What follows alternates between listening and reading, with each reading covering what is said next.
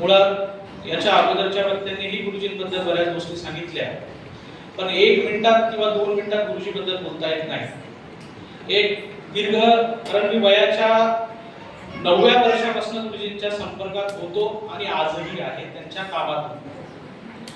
लहान असताना धम्मोदय पाठशाळा नावाची एक पाठशाळा आमच्याकडे चालायची, ती आतापासून नाही। गुरुजी ज्या वेळेला भीमनगरमध्ये आले 80-82 च्या दशकात, माझा जन्म 1992 चा, आणि 97-98 च्या काळामध्ये आम्ही विहाराशी जुळलो, कारण घर आणि विहार बाजूला। सरांचं दररोज सकाळी 6 वाजेपासूनचं आमच्या विहारातलं वास्तव्य, आणि तेव्हापासून ते त्यांचा वेळ सकाळी मुलांचे क्लासेस घेणे, क्लासेस झाल्यानंतर मुलांना योगा शिकवणे, योगा झाल्यानंतर इंग्रजी ग्रामरचे क्लासेस घेणे, इंग्रजी ग्रामरचे क्लासेस झाल्यानंतर मग पुन्हा सरांचा जो ऑफिसचा वेळ होता तो ऑफिसचा वेळ, आणि ही सगळी कामं आम्ही लहानपणापासून बघितली।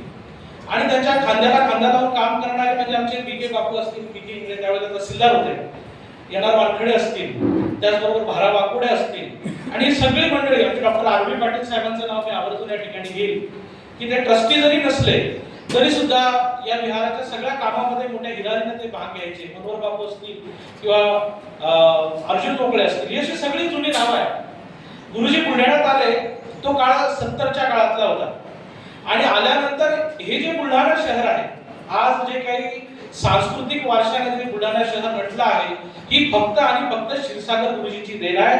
जर गुरुजी बुलढाण्यात आले नसते तर बुलढाण्याला पाहिजे त्या प्रमाणात सांस्कृतिक वारसा लाभला नसता।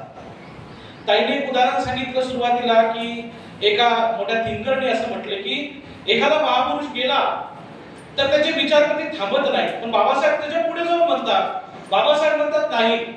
तर एखादा महापुरुष असेल किंवा एखादा समाजाला मार्गदर्शन करणारा व्यक्ती असेल, आणि जर त्या मार्गदर्शन करणाऱ्या व्यक्तीचे जर प्रचार आणि प्रसारक या समाजामध्ये नसतील तर त्या व्यक्तीचे विचार सुद्धा संपतात। आणि मला असं वाटतं की आज गुरुजींचा 15वा स्मृती दिवस आहे।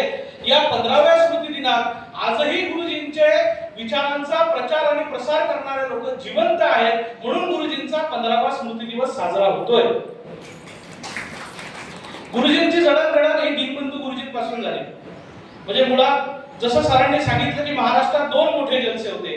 पहिला जलसा किरुबा गायकवाडांचा, त्याच्यानंतर दुसरा जलसा गवई मिसाळांचा।